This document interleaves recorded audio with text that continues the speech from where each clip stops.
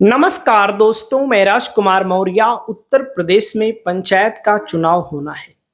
पंचायत के चुनाव की तैयारी कर रहे सभी दावेदारों के लिए इस वीडियो में आपको बताने जा रहे हैं आपके गांव में कौन सी सीट आएगी।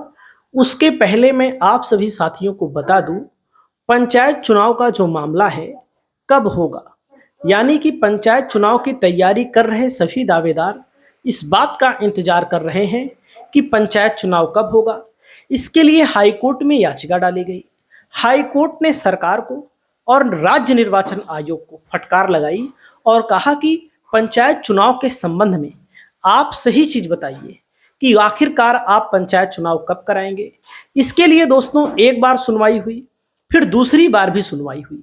दूसरी बार सुनवाई में क्या हुआ है कि राज्य निर्वाचन आयोग और राज्य सरकार की ओर से हलफनामा दाखिल किया गया है कि अभी हम पंचायत चुनाव कराने की स्थिति में नहीं हैं, थोड़ा हमको समय दिया जाए।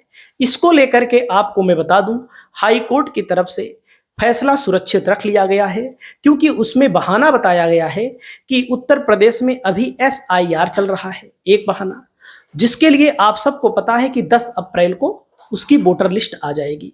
एक बहाना ये भी दिया गया है कि उत्तर प्रदेश में इस वक्त जो जनगणना होनी है उसके लिए काम शुरू हो चुका है। तो दोस्तों, पंचायत चुनाव को लेकर के फिर सुनवाई होने वाली है, उस पर हम आपको अपडेट बताएंगे। लेकिन आप लोग इस बात का इंतजार कर रहे हैं कि प्रधानी के चुनाव में आरक्षण कैसे तय होगा। 2026 पंचायत चुनाव की तैयारी शुरू हो गई है। यूपी पंचायत चुनाव 2026 आरक्षण फार्मूला क्या लागू होगा, कैसे होगा आपके गांव में पंचायत का चुनाव।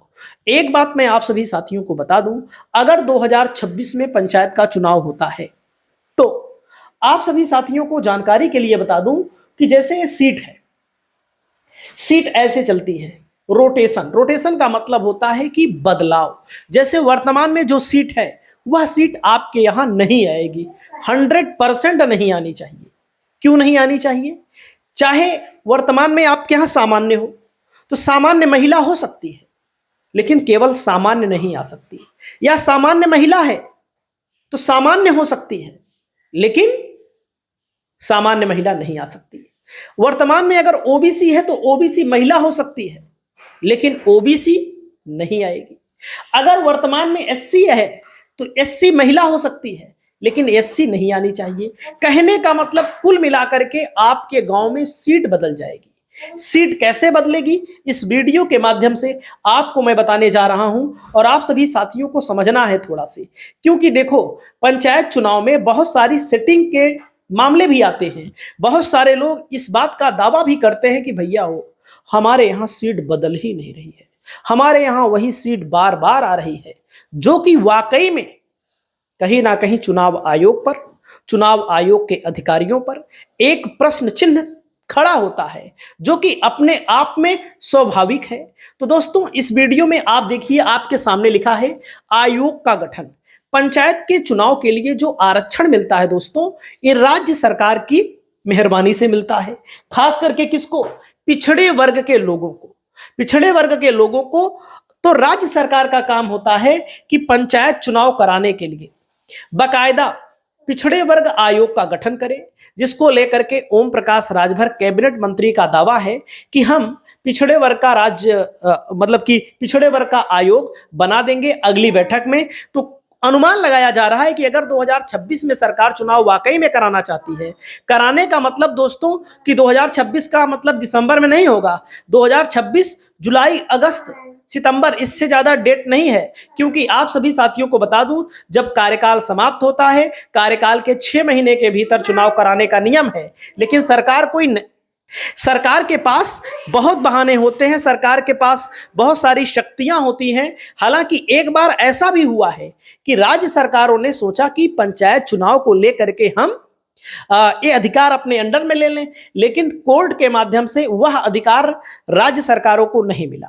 मतलब कि चाहे जहां चुनाव कराना हो, चाहे भाजपा की सरकार यूपी में है, हिमाचल प्रदेश में कांग्रेस की सरकार है, या आप आम आदमी पार्टी की जहां सरकार है, जैसे पंजाब में चाहे हेमंत सोरेन की सरकार है।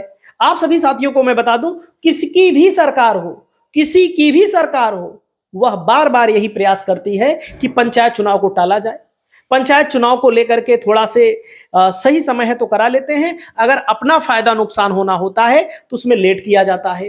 तो पहले तो पिछड़ा वर्ग आयोग बनेगा। अगर पिछड़ा वर्ग आयोग बनता है तो दोस्तों 2011 के ही आंकड़े पर यहां पर सारा कुछ होना है। 2015 ओबीसी वर्ग के रैपिड सर्वे पर होना है, और रैपिड सर्वे यह बताता है कि ओबीसी की आबादी कितनी है आपके इलाके में, मतलब कि, लेकिन चाहे जितनी आबादी हो, कम ओबीसी की आबादी है, वैसे तो कम है ही नहीं। कम है तो आपको 27% नहीं मिलेगा, उसी के अनुपात में मिलेगा। 15% है तो 15% मिलेगा या उससे कम मिलेगा, लेकिन 27% आपको नहीं मिलेगा। ज्यादा है तो आपको ज्यादा भी नहीं मिलेगा। यह नियम होता है ओबीसी के वर्ग के लोगों के लिए। ओबीसी को 27%, एससी को 21%, एसटी को 0.56%। इसके अलावा आप लोग जानना चाहते हैं भैया हमारे इस गांव में कौन सी सीट आती है।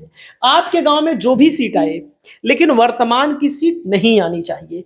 जब इसमें कई चीजें होती हैं जिसका कैलकुलेशन किया जाएगा कि आपके गांव में ओबीसी आबादी कितनी है, एससी आबादी कितनी है। अगर आपके गांव में 1-2 घर एससी हैं तो एससी सीट आने की संभावना नहीं होती है। ओबीसी कम होते हैं तो ओबीसी सीट आने की संभावना नहीं होती है।